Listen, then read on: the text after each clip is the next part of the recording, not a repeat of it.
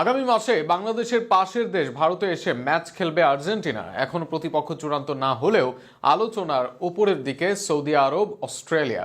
অপরদিকে ভারতে আসা আর্জেন্টিনার স্কোয়াডে দেখা যেতে পারে পরিবর্তন। ডিফেন্স ও অ্যাটাক সবখানে পরিবর্তন আসতে পারে দলে। সব মিলিয়ে নভেম্বরে কেমন হবে আর্জেন্টিনার দল, স্কোয়াডে কি পরিবর্তন আসবে তা নিয়ে বিস্তারিত থাকছে প্রতিবেদনে। 2 ম্যাচে 2 ক্লিন শিট, প্রতিপক্ষের জালে 7 গোল। বিশ্বকাপ বাছাই পর্বের পর প্রীতি ম্যাচেও রেজাল্ট নিজেদের দিকে এনেছে আর্জেন্টিনা দল, যেখানে 2 ম্যাচে জয় নিয়ে আর্জেন্টিনা ফিরবে ক্লাব ফুটবলে। অবশ্য সেখানে খুব বেশি দিন অপেক্ষা করতে হবে না আর্জেন্টিনাকে আন্তর্জাতিক ফুটবলে ফেরার জন্য। অক্টোবরের পর আবার নভেম্বরে মাঠে নামবে আলভিসেলেস তারা। সেখানে বাংলাদেশের পাশের দেশ ভারতে আসবে আর্জেন্টিনা। ভারতের কেরালায় আগমন হবে মেসি লাউতারোদের, একই সাথে ম্যাচ খেলবে তারা। যে ম্যাচের জন্য আলোচনায় একাধিক প্রতিপক্ষ, এখন পর্যন্ত সেখানে এগিয়ে সৌদি আরব। একাধিক সূত্র সৌদি আরবের সাংবাদিক থেকে সৌদির থেকে আর্জেন্টিনার ম্যাচের কথা বলা হয়েছে। সব মিলিয়ে চূড়ান্ত না হলেও এটাই সম্ভাব্য। এর বাইরে অস্ট্রেলিয়াও আছে প্রতিপক্ষের বিবেচনায়। নভেম্বরে মেসিদের ম্যাচের জন্য আর্জেন্টিনা দলে আসবে পরিবর্তন। ইনজুরি থেকে ট্রেনিংয়ে ফিরেছেন আর্জেন্টাইন ডিফেন্ডার লিজান্দ্রো মার্টিনেজ।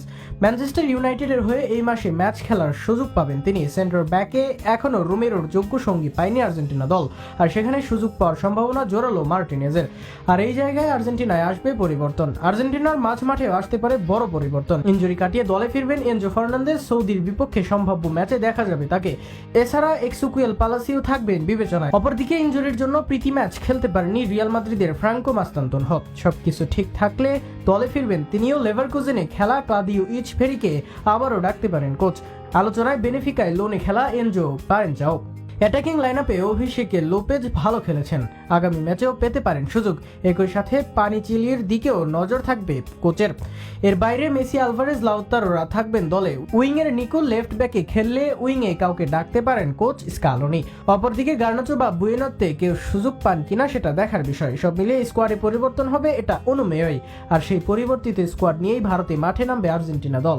সেখানে এবার কাদের সাথে কেমন স্কোয়াড নিয়ে খেলে সেটাই এখন দেখার বিষয়।